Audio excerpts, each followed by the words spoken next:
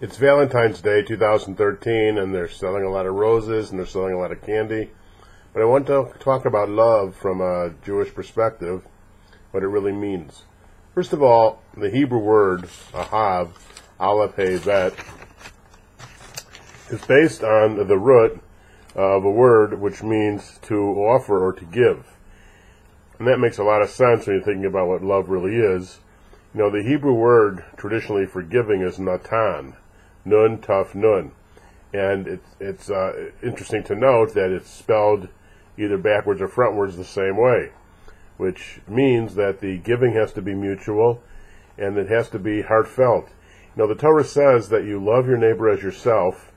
It's always hard to think about how you can love something as much as yourself. But of course, when you truly love, when you have a child that you love or a person that you love, understand what it means to love somebody as much as yourself. Now, there's another source I think that's be interesting is to talk about some of the love in the Bible. Like when Jacob fell in love with Rachel and he wanted her so desperately and badly, you can just feel the deep love there. Or in the story of our Haftorah for the first day of Rosh Hashanah about Samuel's parents when Hannah was just so bereft about not being able to have a child and accused her husband of favoring the other wife. And you could just feel in his answer his deep love for Hannah and his desperate desire to please her. Or David, of course, began his love for Bathsheba with lust, you know, what he saw he wanted, but then you could really feel the sense of love and devotion.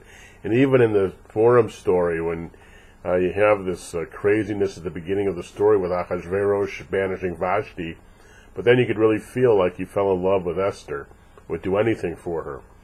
So you have a sense of real love. Perhaps one of the deepest loves you sense in the Bible is between two men, the deep affection between David and Prince Jonathan before David becomes king. When Torah says nefesh kashur b'nefesh, the Bible says that he was deeply connected, interconnected soul to soul. And that's really what you're looking for. You know, there's another text I think that bears a lot to do with. It's a lot of wisdom, and I think it also has to do with a love relationship. It says in Pirkei Avot in the Mishnah, it asks 4 questions. Who is rich? Who is wise? Who is a hero? And who is honored? And the answers are pretty surprising. In terms of who is wise, it says somebody who learns from everybody else. And I think if you have a sense that you can learn from your spouse, that there's wisdom there, that's another way in which the soul connects. In terms of who is rich, it says not somebody who has a lot of material things, but are you content with your portion? Are you really content with this person? Do you find yourself flirting with others? That's a no-no. Even, innocent little emails, or is there any kind of flirtation going on? That's taking away some of the affection and love. Doesn't mean you can't be friendly, but if you are putting out energy for the opposite sex in a way in which invites some kind of flirtation, that takes away from your own primary relationship. This is something where this is misamech bechalko. You are content with this person, and that's where the love should be directed. Who is honored? It says somebody who honors somebody else. Do you honor the other person? Do you do what you can to make their life better and easier? And then who is a gibor, who is a hero? Somebody who controls their evil inclination, which is, of course, where many relationships get messed up. Now, you think about the word love, often in the context of God, and a lot of Jews know the prayer that comes in the first paragraph of the Shema, V'ahavta et Adonai Elohecha, that you shall love the Lord your God, and then it continues with, you shall love the Lord your God with all your heart, all your soul, with all your might. And traditionally, the rabbis said that those are 3 different forms of expressing love. That love is not just a feeling, it has to be expressed through action. In this case, regarding God, with your heart, with your soul, and with your might. And so you have a sense there. And then there was another prayer about God's abounding love, Ahava Rabbah, by giving us the Torah.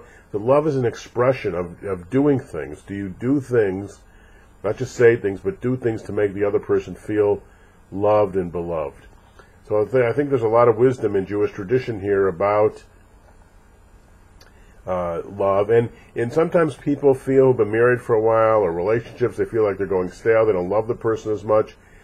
There are steps you can take through concrete actions in the spirit of what I've described above, which can bring a lot of bear to it. So in summary, the root word of Ahava is from the root of to offer, to give something.